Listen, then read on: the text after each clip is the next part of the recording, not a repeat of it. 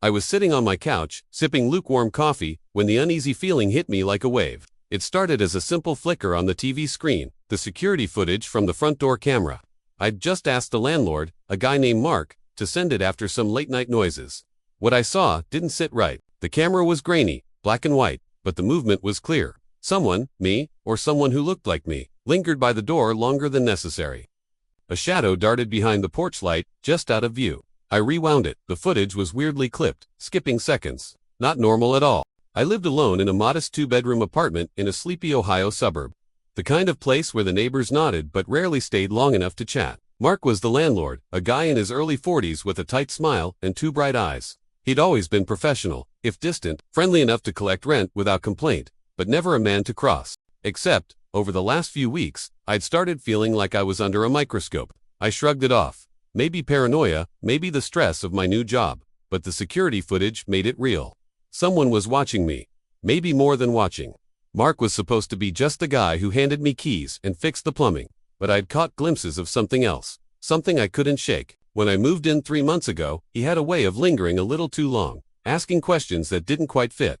What time do you get home? Who do you see? When do you leave? At first I chalked it up to a landlord making small talk, the kind that felt a little invasive, but nothing out of the ordinary. Then one day, I found a business card slipped under my door. Not for maintenance or pest control, but for a private security company. On the back, a note. Let me know if you need peace of mind. I never asked, I never called. But that card felt like a warning.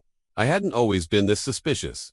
The truth is, I didn't move here for the weather or the quiet streets. I needed to be out of my old life, out of the city where everything reminded me of how I'd screwed up. Back in Chicago, I'd worked in IT, tracking data breaches, hacking attempts, anything digital that smelled of risk. I learned the dark corners where secrets hid and how easily they spilled. The problem was, those skills didn't keep my own life safe. A messy breakup, some debts, and suddenly I was chasing stability instead of running from chaos. So when Mark handed me the keys here, I thought I'd found a fresh start.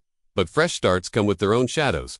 The next few days, I watched the footage obsessively. Mark showed up at odd hours, checking the property, he'd say, but once, I saw him crouching near the side window, fiddling with something small, maybe a camera lens or a sensor. When I confronted him, he brushed it off with a joke about protecting my investment. I knew better. Then my phone buzzed with a text from an unknown number.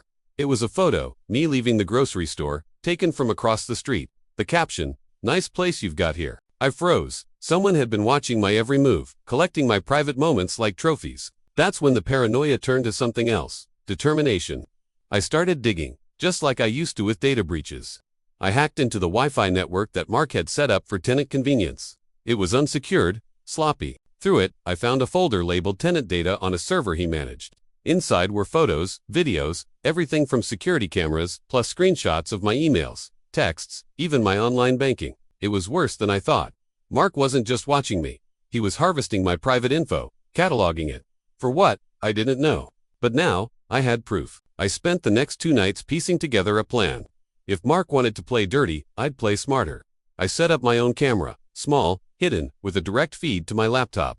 It faced the hallway outside my door, and the spot where Mark fiddled with his gear. I waited. On the 3rd night, around 2 a.m., I saw him. Mark appeared, wearing gloves, a toolkit in hand. He was trying to tamper with my door lock, or maybe plant something. I caught him in the act through my camera.